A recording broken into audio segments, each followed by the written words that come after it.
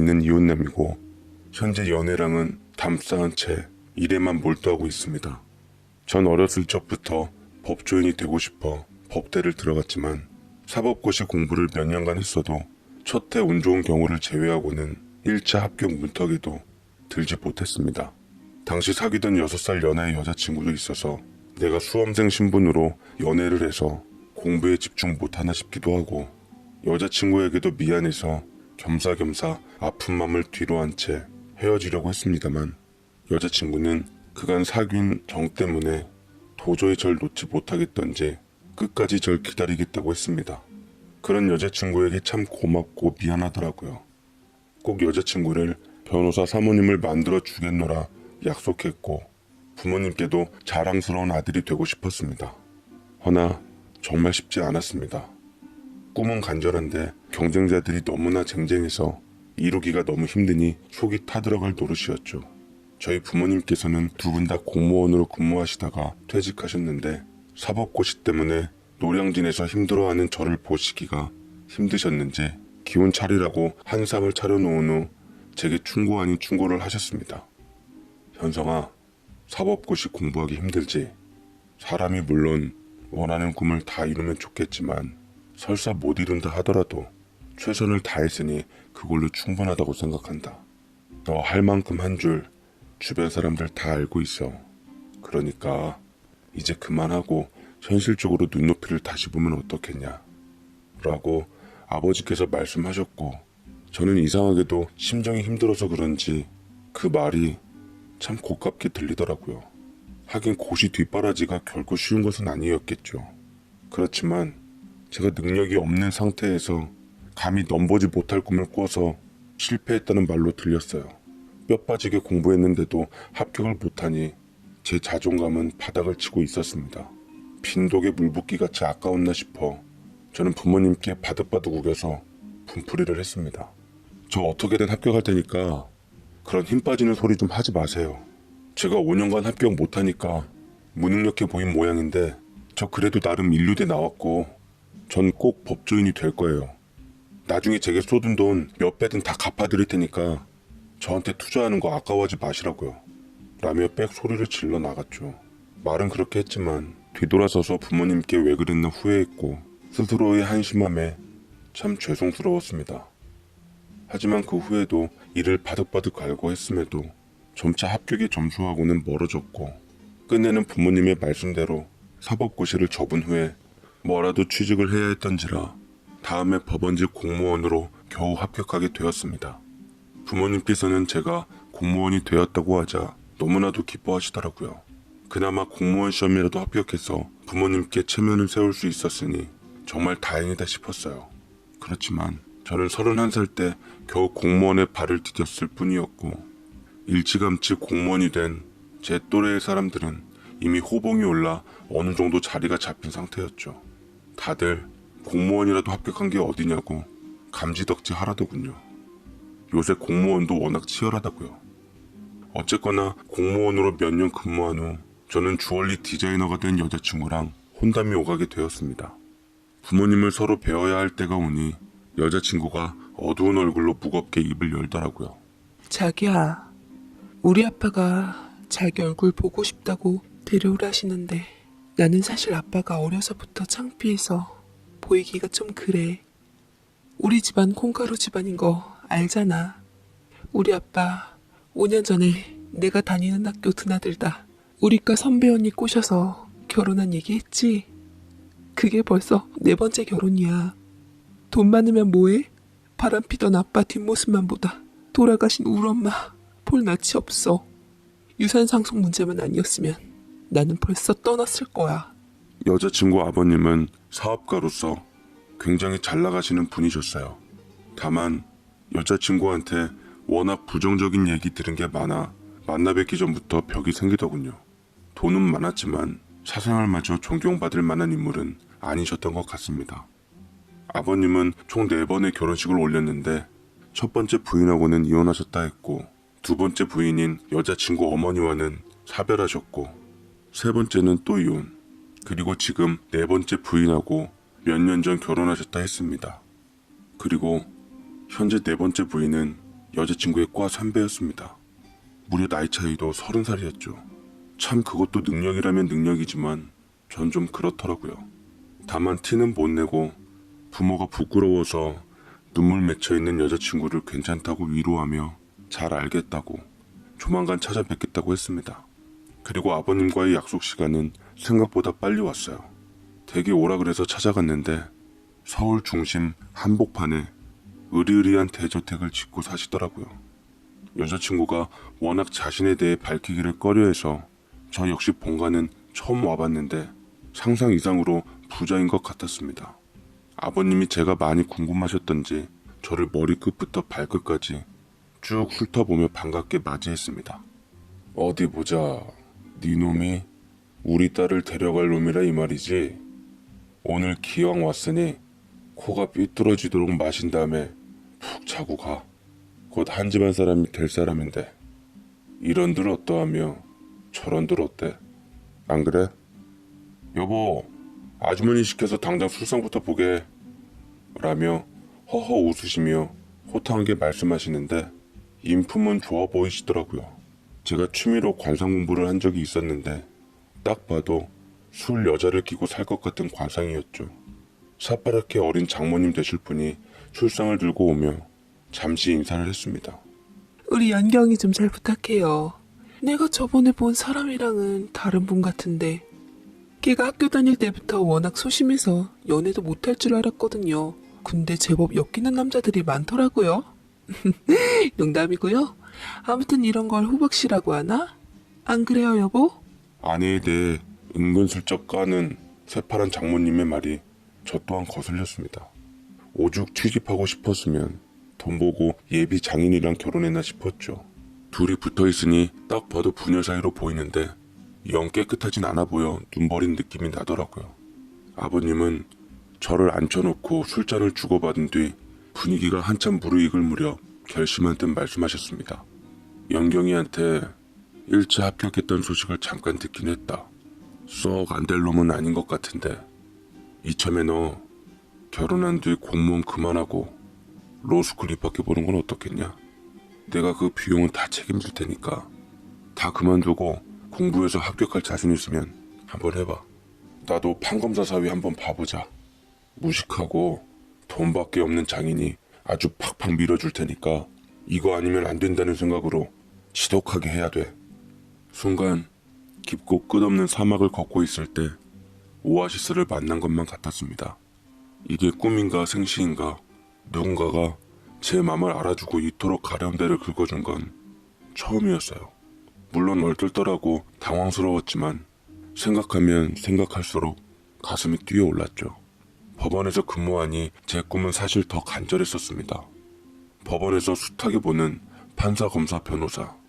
꿈을 이룬 그들이 미치도록 부러웠는데 저를 뒷바라지 해주겠다니 이런 달콤한 제안이 어디 있겠습니까? 그렇게 저는 든든한 처가에 뒷배를 약속받고 아내와 호화로운 결혼식을 올렸습니다. 다들 제 결혼을 축복했고 돈 많은 처가를 둔 저를 하나같이 부러워했습니다. 그렇지만 아내를 비롯한 저희 부모님은 제가 공무원을 그만두고 로스쿨 입학하는 것을 말렸습니다. 특히나 아버지는 부담이 되신 듯 걱정을 많이 하셨죠. 괜히 얘기가 시시콜콜 길어질 것 같아 말을 말았습니다. 욕망에 불이 붙어버린 저는 멈출 길이 없었죠. 그렇게 8개월간 로스쿨 입학 공부를 한 후 인서울 로스쿨에 당당히 합격했습니다. 후에 법조인이 될 때까지는 제 학비와 생활비는 장인이 책임지기로 해서 아무 걱정 없이 별탈 없이 공부할 수 있었어요. 허나 아내는 아버지와 정이 없어서 그런지 아버지 득을 보는 것 자체를 싫어했고 참다 못해 저를 불러 세우며 날서린 목소리로 카랑카랑하게 외쳤습니다. 자기야, 우리 아빠 도움은 그만 받자. 아빠가 거저 당신에게 학비와 생활비를 줄 사람이 아니야. 다 계산한 후 당신에게 고리대금 이자까지 똑똑히 챙기려고 이용할 게 뻔하다고. 그렇게 공부하고 싶으면 내가 어떻게 해서든지 할 테니까 아빠한테 기대는 건 그만해. 나 더 이상 아빠랑 얽히는 거 싫어. 지금 장난해? 이미 시작해버렸는데 지금 와서 나더러 공부를 포기하라고? 이제는 돈만 있고 어느 정도 머리만 있으면 이번에야말로 내 꿈을 이룰 수 있다고. 그리고 당신 허울 좋은 주얼리 디자이너로 일해서 학비는커녕 생활비도 감당하기 어려울걸? 나도 잘 사는 장인덕 좀 보자. 장인도 나중에 내 덕 보시면 누이 좋고 매부 좋고 서로 좋은 건데 왜 당신이 초를 치냐고 라고 획 질러버렸고 아내는 그런 제게 실망한 듯하며 옥신각신하다 결국 크게 부부싸움이 나고 말았습니다. 평소 다소곳하고 참한 아내가 한번 수틀리니 아예 집을 나가버리더라고요. 전화도 끊어버리고 독불장군 같은 면은 정말 장인어른과 똑같았습니다. 며칠간 연락이 안 되니 저도 아내가 걱정이 되더군요. 밖으로 아내를 알만한 지인들에게 모두 전화를 걸어보았지만 아는 사람은 아무도 없었습니다. 행여 장인어른이 아실까봐 초조해지더라고요. 그러던 중 며칠 만에 제 발로 돌아온 아내는 완전히 딴 사람이 되어 있었습니다. 이제부터 당신은 당신, 나는 나. 이렇게 서로에게 간섭 말고 지내도록 해. 조금 시간을 갖자. 아내가 말했던 조금의 시간은 생각보다 길어졌습니다.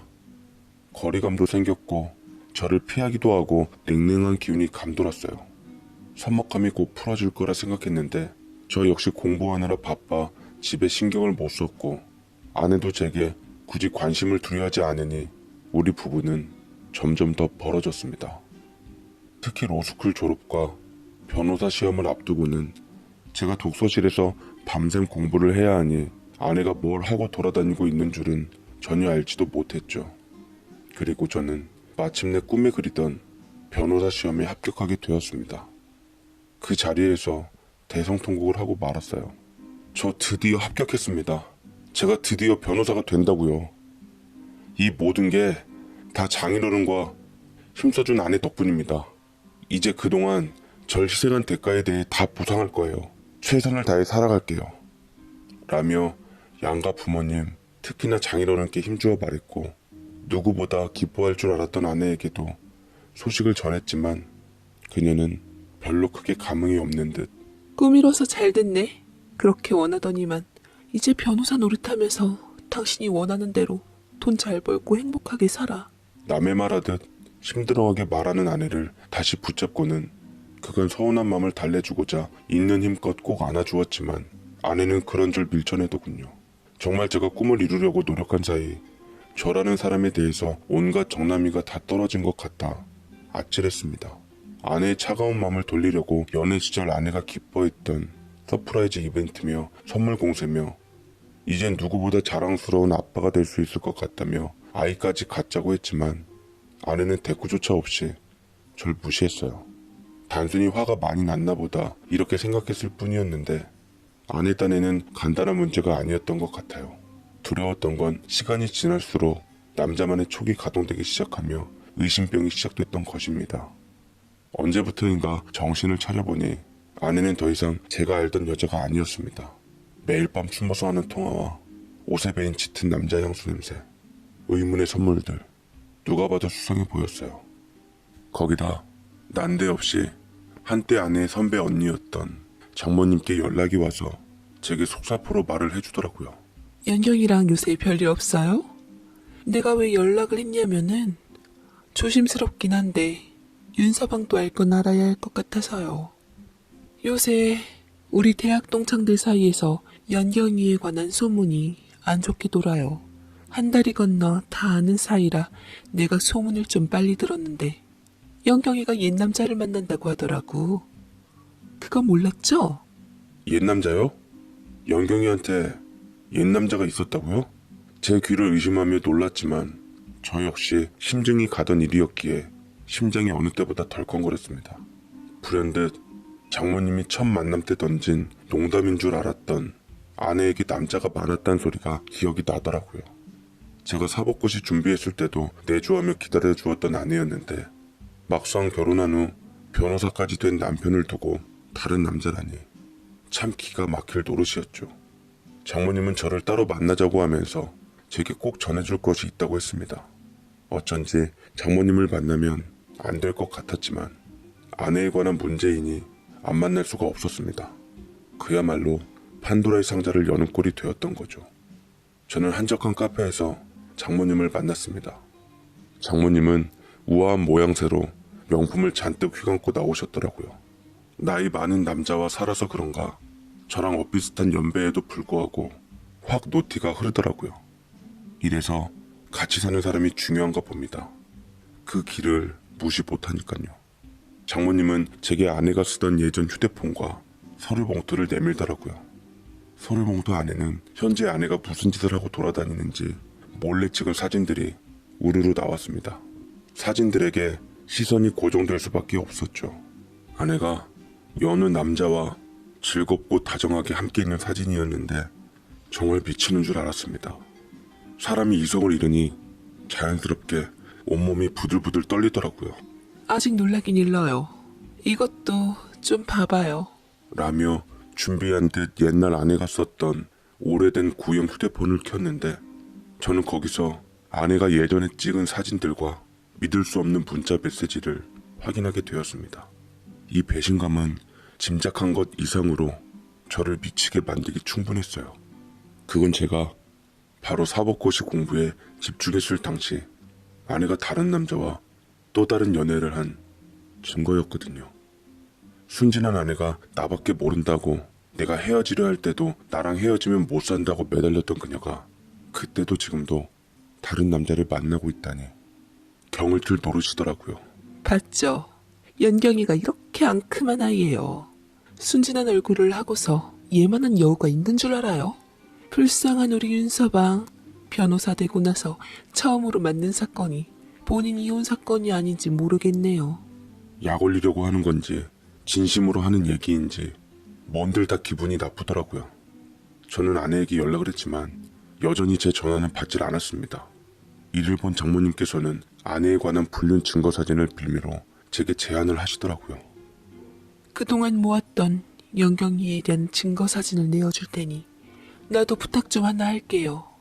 나 당신 장인이랑 도저히 더 이상은 같이 못 살 것 같아서 말인데 이혼 소송하면 제 변호사 좀 대줄래요?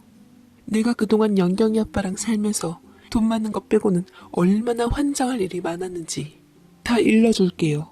라며 콧잔등이 시뻘개지는데 장모님은 그때부터 창피한 거 부끄러운 거 전혀 생각하지 않고 정말 변호사한테 상담하듯 거리낌 없이 얘기를 털어놓았습니다.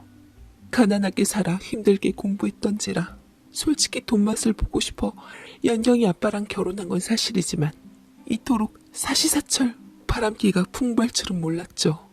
사실은 결혼한 후 1년 후부터 허구한 날 바람을 피고 심지어 결혼한 지 3년쯤부터는 아예 살림을 차리는 여자들까지 생긴 거 있죠. 내 젊은 청춘 그 사람에게 다 보낸 것에 대한 대가를 치르게 해주고 싶어요.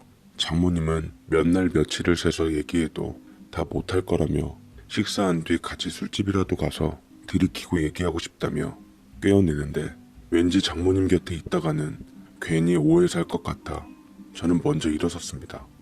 저를 변호사로 만들어주신 게 장인 어른이신데 그래도 은혜를 원수로 갚고 싶진 않았어요. 솔직히 아내나 장모님이나 워낙 호색한 양반이니 장인 어른을 미워할 수 있는 거지만 제게는 정말 은인이나 다름없는 분이셨죠. 저는 장모님의 제안을 좋게 거절하고 자리에 일어섰습니다. 제가 제안을 거절했지만 장모님은 아내의 불륜 증거들을 제게 순순히 넘기더라고요.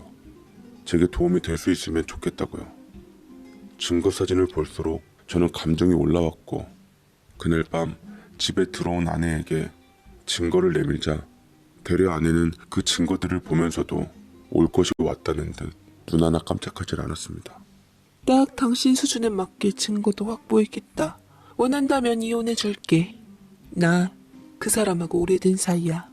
당신 고시 공부하고 있을 때 그 사람이랑 만났던 것도 사실이었고 당신에게 실망해서 사이 틀어졌을 때도 그 사람이 곁에서 내게 큰 힘이 돼줬어.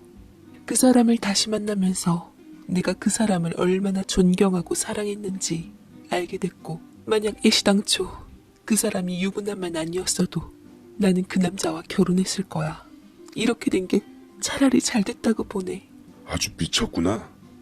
바람핀 당사자가 어떻게 이렇게 뻔뻔스럽냐? 그 남자 유부남이라면서 나랑 이혼한다는데 이루어질 수 있는 것도 아닌데 정말로 끝내도 되겠어?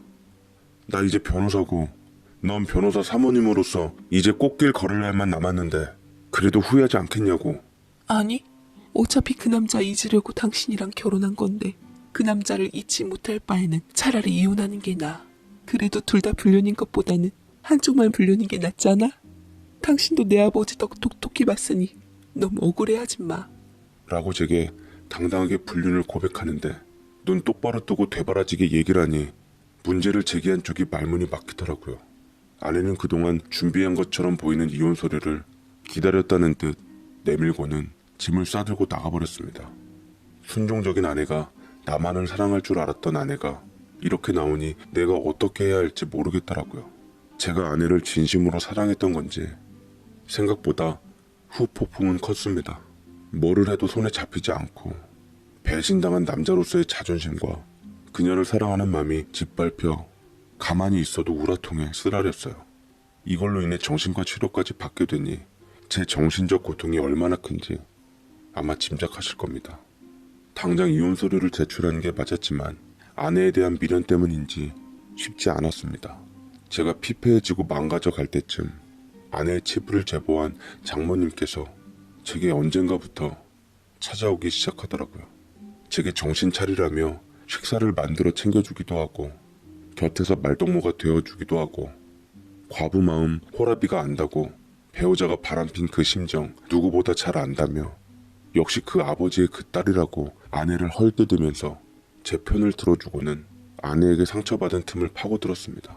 너무 힘들고 괴로운 나머지 몇 번이나 장모님에게 정신적으로 의지할 뻔했지만 또 절 여태 공부시켜주고 도와주신 장인 어른의 얼굴을 떠올리면 결코 해선 안 될 짓을 하면 돌이킬 수가 없을 것 같았습니다. 그맘때쯤 하늘의 도우심으로 저는 몇 군데 로펌에서 취업 합격 소식을 듣게 되었고 이대로 무너지면 안 되겠다고 생각이 들어서 다시 정신 차리고 몸을 일으키기로 했습니다. 다행인 거는 로펌에 입사를 한 후 초임 변호사가 할 일들이 태산 이상으로 높아 정신이 없어 제 신세를 비관할 여유조차 없었던 것이었어요. 차라리 일이 바쁘게 돌아가니 그나마 괴로움에서 벗어나며 숨통이 트이더라고요. 저는 마음을 정리한 뒤 아내에게 그래도 살았던 세월의 정을 봐서라도 법원 가서 제대로 끝내자라고 말을 했고 아내 역시 제 다잡은 모습을 보며 그러겠노라고 말한 후 우리는 가정법원에 가서 깔끔하게 합의 이혼을 했습니다. 이혼했다는 소식을 반긴 사람은 단 한 사람, 장모님이셨어요.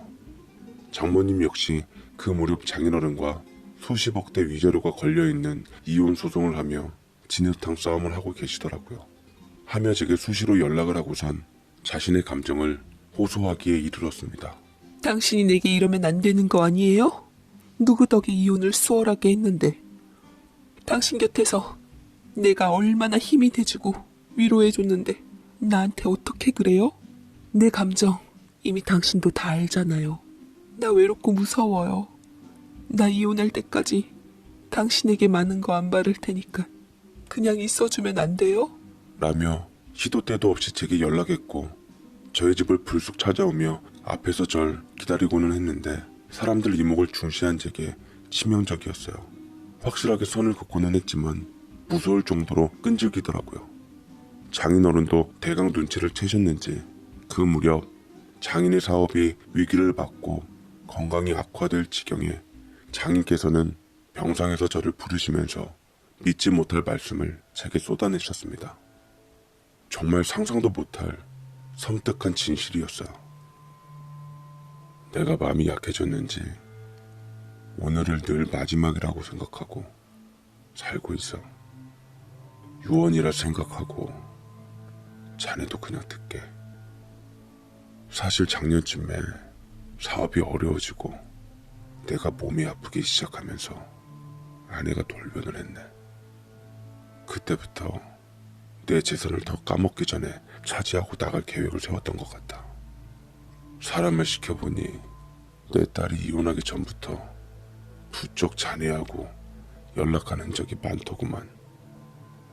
저는 행여나 장인이 오해할까 싶어 절대로 별다른 일은 없었다고 가족으로서 호의만 받았을 뿐이라고 자칫 변명으로 들리지 않게끔 장인어른께 구구절절 말씀드렸습니다. 장인께서는 끄덕이시더라고요. 자네가 그럴 사람이 아니라는 것을 내 믿고 하는 말일세. 그 여자가 전부터 자네를 마음에 두었던 것 같아.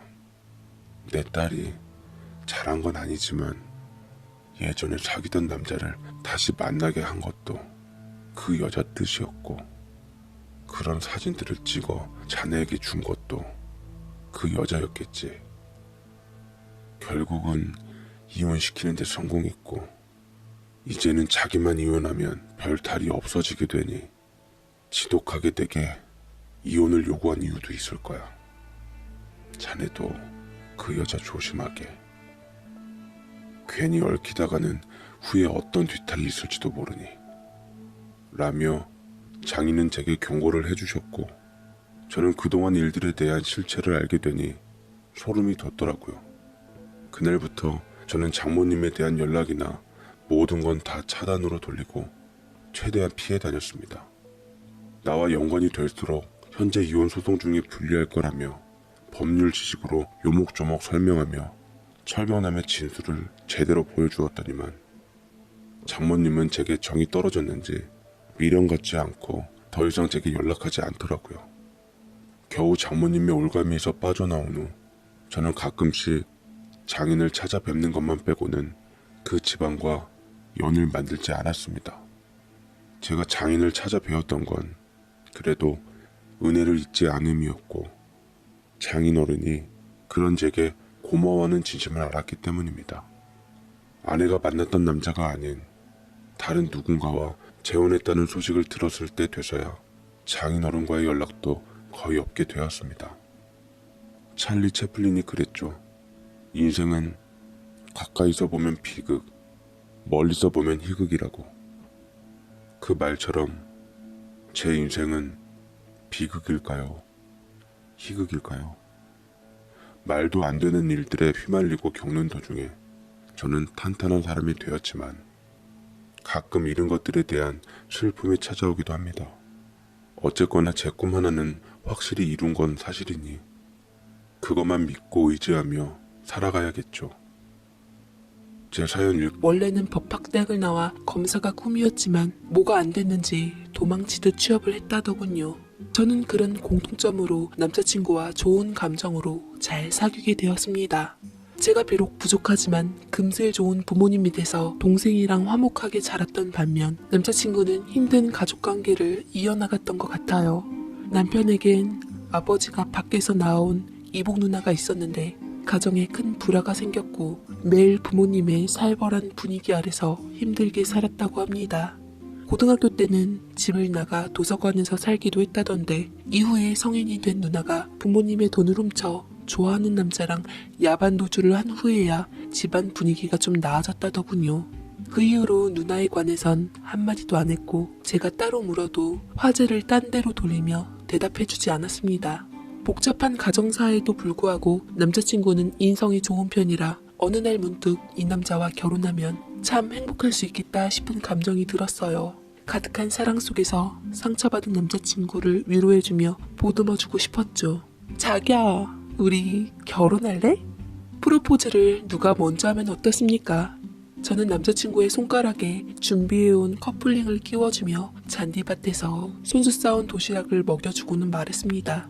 남자친구는 당황스러웠는지 목이 메어 콜록콜록하다가 제 진지한 눈빛을 보고서 안아주더군요. 먼저 프로포즈하게 해서 미안해. 내가 좀 더 서둘렀어야 하는데. 우리 결혼해서 행복하게 살자. 라며 남자친구는 나중에 더 좋은 이벤트의 프로포즈로 절 감동시키기도 했습니다. 저희 부모님께서도 남자친구에 대해 좋게 생각하시며 바로 상견례 날짜를 잡으라고 하셨어요. 결혼 준비를 하면서 저는 남자친구가 더 좋아졌습니다. 보통은 결혼 준비하면서 마음이 안 맞아 많이 다투고 트러블이 생기기 마련인데 그는 저 하는 대로 잘 맞춰주며 모든 걸 함께 해주었거든요. 이 남자는 제가 그리던 완벽한 이상형의 남자였습니다. 우리는 마침내 결혼식을 올렸고 진정한 부부가 되었어요. 시집가는 게 좋아서 해벌쭉한 저를 보며 부모님께서는 딸 키워봤자 소용없다고 한탄을 하시기도 했네요. 그런데 유난히 시아버지께서 결혼식장에 양가 부모님 인사드릴 때쯤 펑펑 우시는 겁니다.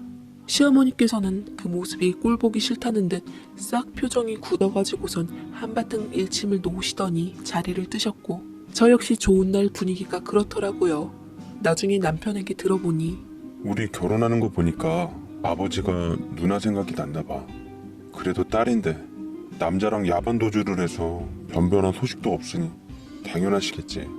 라고 하시는데, 시아버지 속이 참 힘드셨겠구나 라는 생각이 들었네요.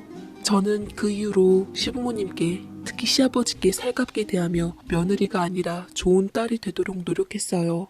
반찬이나 좋은 것도 해서 나눠 먹고 외식이나 여행 갈 때도 함께 하면서 서로의 배려 속에 시댁과 좋은 관계를 유지했네요. 이런 저의 노력이 통했는지 까칠한 시어머니와는 달리 시아버지께서는 기특하게 보시며 남편 몰래 맛있는 거 사 먹으라고 간간히 용돈도 찔러주셨는데, 금액을 떠나서 그럴 때마다 마음이 따뜻해졌습니다. 게다가 더 감동이었던 건 절 깜짝 놀래켜주려 점심시간 때 회사 앞까지 잠깐 오셨는데 간단한 식사를 함께하며 수강증 하나를 내미셨습니다. 아가야, 간호조무사 학원 등록 중이다. 간호사의 꿈을 이루고 싶다는 얘기를 아들 녀석한테 들은 게 생각이 나더구나. 간호조무사 자격증이 있으면 나중에 간호대학 갈 때도 유리하다고 하니 일단 시간 되면 한번 다녀보는 건 어떻겠니? 순간 뭔가 마음 깊은 곳에서 울컥거리며 그 수강증을 보자마자 눈물을 떨어뜨리고 말았습니다. 친정 부모님조차 사는데 바쁘셔서 딸 꿈은 잊고 사시고 계셨는데 하물며 시아버지께서 절 이리 챙겨주실 줄 몰랐네요. 저는 시아버지의 은혜와 사랑에 깊은 감사함을 느끼며 하염없이 눈물을 쏟았어요. 저는 회사 퇴근 후 시아버지께서 마련해주신 간호조무사 학원을 가서 상담을 받았고 곧장 등록했습니다. 집에서 학원까지는 20분 정도밖에 걸리지 않았는데 지하철에서 멀지 않아 찾기도 수월했어요. 이를 알게 된 남편이 쓴 웃음을 짓더군요. 실은 우리 누나도 꿈이 간호사였거든. 그래서 간호학원도 다니고 했었어. 그래서 아버지가 당신에게 더 신경을 써주셨나 봐. 저는 남편의 말을 들으니 마음이 찡했습니다. 미처 못다한 딸의 사랑을 제게나마 전해주시려고 했던 거죠. 시아버지 마음을 위해서라도 열심히 공부해서 잘해야겠다 싶었습니다. 저는 회사를 다니면서 종종 야근 때문에 학원을 늦게 가긴 했지만 빠진 적은 없었어요. 공부할수록 재밌어서 열정적으로 했지만 때론 피곤해서 가끔 졸다가 무안할 때도 많았습니다. 제가 힘들어하자 남편이 어깨를 주물러 주었습니다. 여보, 이참에 회사 그만두고 그냥 당신 꿈 찾아가는 건 어때? 내가 좀 더 당신 목까지 열심히 일할게. 라며 예쁜 말로 절 응원해주니 남편 덕에 산다 했고 진지하게 남편의 말을 받아들여 큰 결심하고 회사를 그만두었습니다.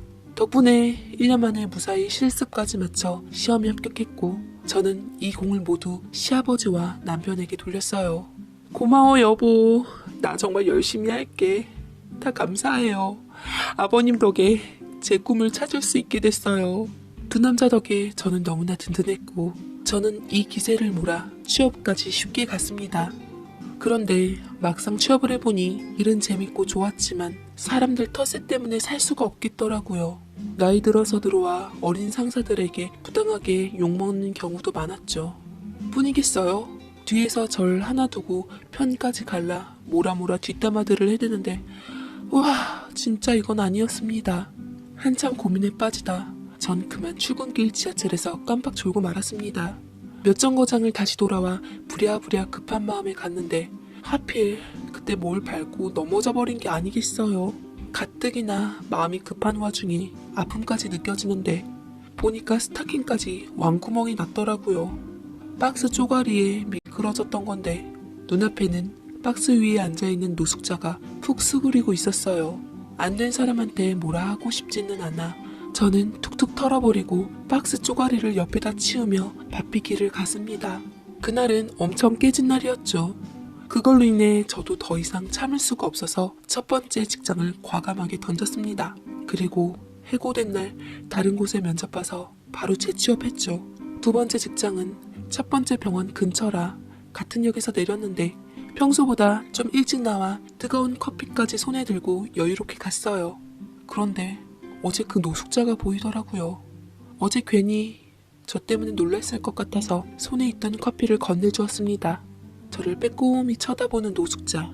착각이겠지만 어딘가 누군가를 닮아 있었어요. 검은색 점퍼를 걸치고 있었던 그 사람은 여자였고 배를 감싸고 있었는데 아무래도 임산부 같았습니다. 아기를 가진 여자가 그러고 있으니 마음이 안 좋아 돈을 내어주려고 했는데 지갑에 현금이 없어 불편한 마음을 안고 가야 했네요. 저기요 라고 목소리를 듣고 돌아보자 노숙자 여자가 제게 뭔가를 건네더라고요.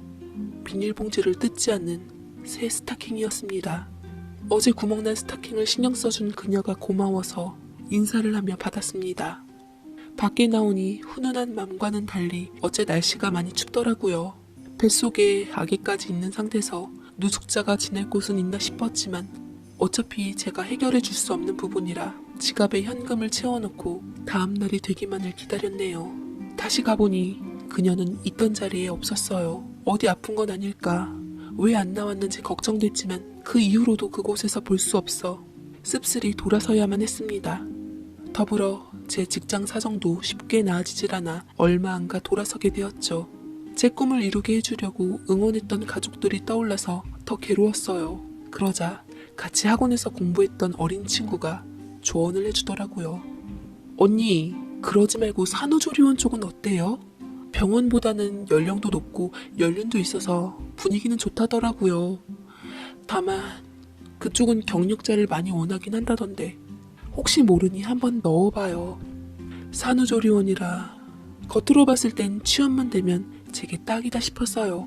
제가 아이를 워낙 좋아하기도 했고 앞으로 임신 계획도 있었기에 무턱대고 지원한 후 면접을 받고 다음날 출근하라는 연락을 받았습니다. 다행히 일하시는 분들은 연령대가 높아서 그런지 어린 상사와는 확실히 달랐어요. 저는 작은 아기를 처음 안아보며 우유를 타서 먹였고 홀짝홀짝 먹는 모습이 너무 예뻐서 퇴근했을 때 남편의 팔짱을 끼며 말했습니다. 여보, 우리 이제 슬슬 아기 가지는 건 어때? 뭐? 갑자기 그게 무슨 소리야? 남편은 놀란 눈을 동그랗게 뜨며 헛기침을 하대요. 사실 저희가 결혼 후 좀 자리 잡은 다음에 아기를 갖기로 했었거든요. 근데 자리 잡는 게 시간이 오래 걸릴 것 같아 1살이라도 젊을 때 일찍 갖는 것도 나쁘지 않겠다 싶어 한 말이었지만 남편의 반응은 의외였습니다. 그래도 난 좀 더 안정적일 때 우리 아이 가졌으면 좋겠어. 애 태어나면 돈도 많이 들고 이제 당신도 막 일을 하는데 방해가 될 것 같기도 하고 우리 조급하게 맘먹지 말자. 라고 하는데 저 이제 30대 중반이 되었거든요. 아이를 가져도 결코 이른 나이가 아니어서 이상하게 남편의 말이 참 서운하게 느껴졌습니다. 분명 남편이라면 누구보다 아이를 좋아할 것 같았는데 부담을 느끼고 있었던 건지 걸리더라고요.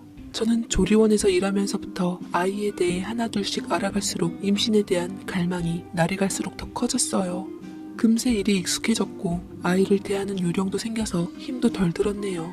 다만 조리원은 나이트 근무가 반인지라 남편과의 기회는 좀처럼 찾아오지 않더라고요. 날 잡고 애교를 피워봤지만 남편은 다음날 출장을 핑계로 제게 곁을 주지 않은 채 잠들어 버렸습니다. 그리고 바로 그 남편의 7박 8일의 출장은 우리의 문제의 시발점이 되었어요. 저는 남편의 출장 당일 오프여서 집에서 쉬다가 다음날 출근을 했는데 같이 일하는 동료들이 재밌다 웃고 떠들썩하더라고요. 저도 대화에 끼워주며 호들갑스럽게 귀띔했습니다. 전에 땡땡역 바로 옆에 있던 땡땡병원에서 일했다고 했지? 혹시 그 역에서 임산부 노숙자 본 적 있었어? 저는 불현듯 몇 개월 전에 스타킹을 제게 건네주었던 노숙자가 떠올랐고 누군지 안다고 얘기를 했어요. 다른 동료가 맞받아치더군요. 아니, 산후조리원에 그 여자가 왔다더라고. 임산부 노숙자라서 사람들이 많이 안쓰럽게 봤는데 이렇게 비싼 산후조리원 온 거 보면 친정엄마 조리받은 내 팔자보다 낫다니까. 남편도 있는지 왔다 갔다 한다더라고. 아! 저 아이가 바로 그 노숙자 아이야. 라고 가리키는데 눈을 뜬 상태로 입을 다시고 있는 아기 천사는 사람들이 모여 자기 엄마에 대해 무슨 말을 하고 있는 건지 아직 잘 모르는 것 같았습니다. 아무튼 아기 잘 낳고 산후조리원까지 왔으니 다행이다 싶었네요. 저는 노숙자 아이에게 기저귀도 갈아주고 우유도 먹여주고 했어요. 수유코를 했지만 직접 주는 경우는 없었고 유축해서 제게 건네주었을 때 처음 보았는데 깨끗하게 씻으니 너무나도 평범한 여성이더라고요. 저를 보았지만 기억이 안 났는지 별말 없이 오다 가다 마주치면서 말 한마디를 못 섞어봤네요. 그렇게 5일 정도 마지막 퇴소날을 기다리고 있는데 시간이 막 오전 11시를 지났을 무렵 생각지도 못하게 소화벨이 울리면서 어느 산후조리사가 후다닥 뛰어오며 소리를 질렀습니다. 큰일 났어요. 아래층 피부과에서 기계가 잘못 합선이 됐는지 불이 났어요. 어서 산모님들이랑 아기 대피시키고 우리도 빠져나가야 돼요. 라고 헐레벌떡 각방 산모들에게 이 사실을 알리는데 벌써 매캐한 연기가 슬슬 위로 올라오려 하고 있었습니다. 저도 다른 산후조리사들과 함께 산모들과 일단 아기부터 대피시키려 하고 있는데 중요한 차트 또한 챙겨야 해서 허둥지둥 우왕좌왕 거렸을 무렵 저는 믿지 못할 광경을 보고야 말았습니다. 그 노숙자 여자도 급하게 남편이 곁에 있었는지 부축을 받고 나오는 것을 보았는데 그런데 저는 그 남편을 보고 충격을 금치 못했습니다. 불이 난 것도 잊은 채 제 손에 있던 차트들은 스르르 모두 떨어뜨리고 말았어요. 여보, 사실은 그게 어떻게 된 거냐면 라며 심하게 당황하던 그 여자의 남편은 제 남편이기도 했습니다. 그 장면을 본 순간 다리에 힘이 풀려 손발이 부들부들 떨리더라고요.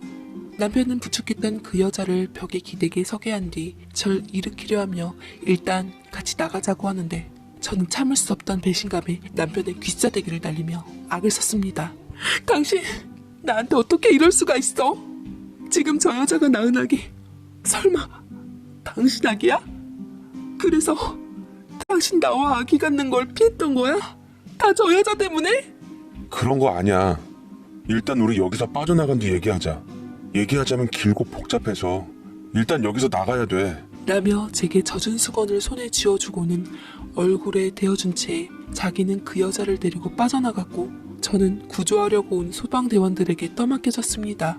정신을 차릴 수 없었던 저는 소방대원의 등에 엎여 내려갔는데 차라리 이대로 모든 게 끝났으면 했어요. 밖으로 빠져나온 후 저는 멍하게 한 곳만을 바라보았고 뒤늦게 남편과 그 여자가 제 앞에 모습을 드러내자 저는 입술을 깨물며 다시 한번 남편의 뺨을 내리치려 할 때 그때 그 여자가 제 손목을 잡았습니다. 야, 이거 안 나? 감히 상간녀 따위가 겁도 없이 조강지처가 일하는 산후조리원에 와서 산후조리를 받아? 너 같은 것에 맘썼다는 게 미치도록 후회돼. 날 갖고 논 당신도 다 똑같아. 우리 당장 이혼해. 우리 장우 누나야. 누나고 나발이고 당장 이혼. 뭐라고? 저는 놀라서 휘둥그레진 눈으로 그들을 바라보았고 그제서야 노숙자였던 여자는 제 손목을 놔주며 똑똑한 발음으로 본인이 제 남편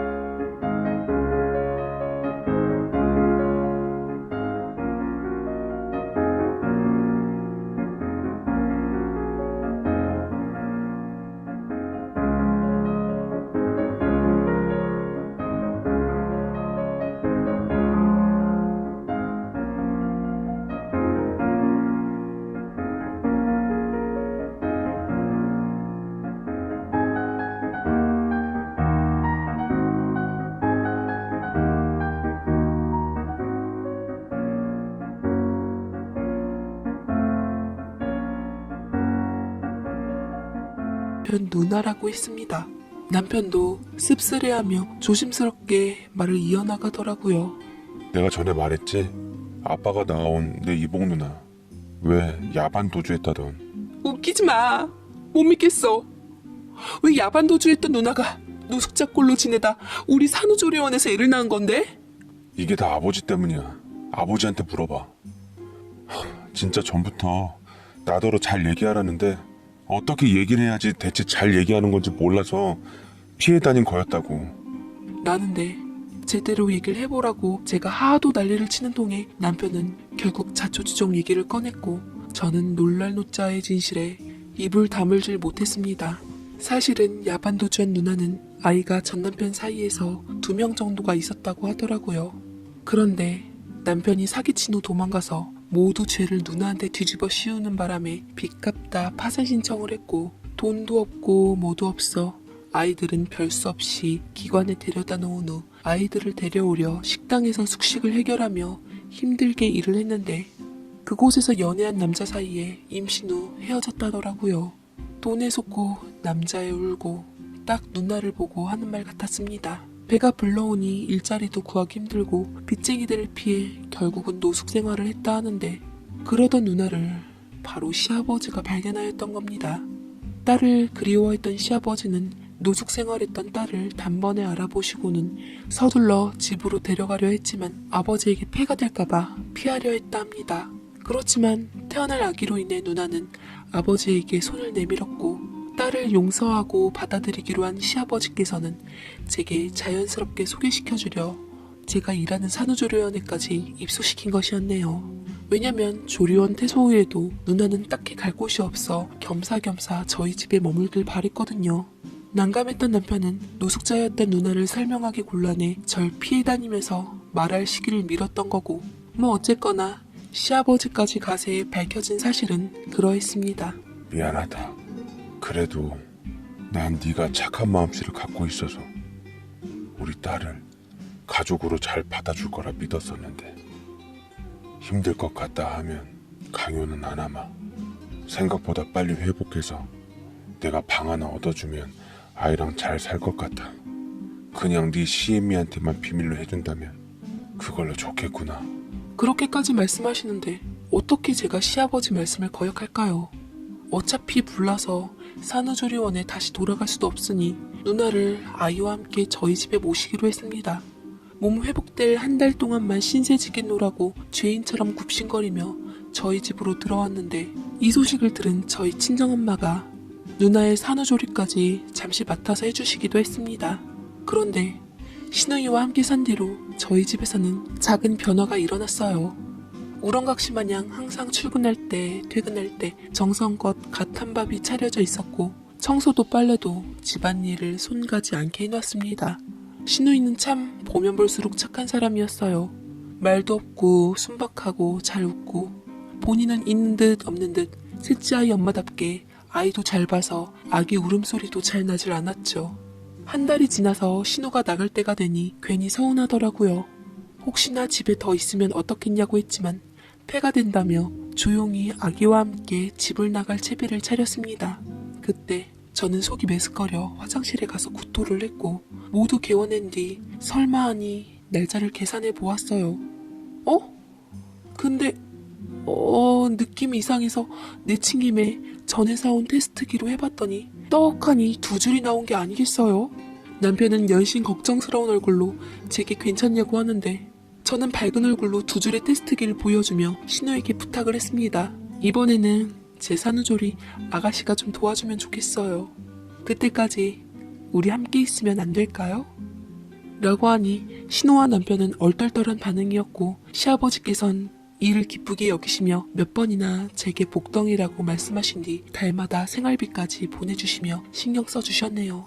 그 덕분에 저는 아기 낳고서 제 아이가 돌이 지났는데도 여태 신우와 아기랑 잘 살고 있습니다. 살면 살수록 진국인 배려심 많은 신우는 항상 절 위해주고 도와주었어요. 여자끼리 사는 얘기하면서 통할 적도 많았는데 표현을 잘 못하더라고요. 그래서 제가 남편이랑 신우이 사이도 도와주었습니다. 지금은 어색함을 풀고 잘 지내려 하고 있어요. 다 큰 어른들이지만 서로 조심하고 살피는 게 귀여운 남매더라고요. 저희는 지역을 옮겨 좀 큰 집으로 곧 이사하기로 했는데 그곳에는 신우의 아픈 손가락인 지금 시댁에서 자라고 있는 아이 둘도 다 데려와 지내기로 했어요.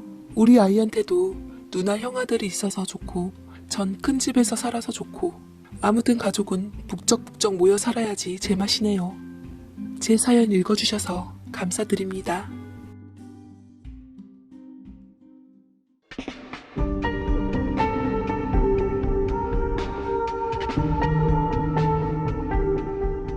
이상 사연 읽어주는 연인이었습니다. 오늘도 저희 채널을 찾아주셔서 진심으로 감사드리고 저희는 또 다른 사연으로 찾아뵙겠습니다. 감사합니다.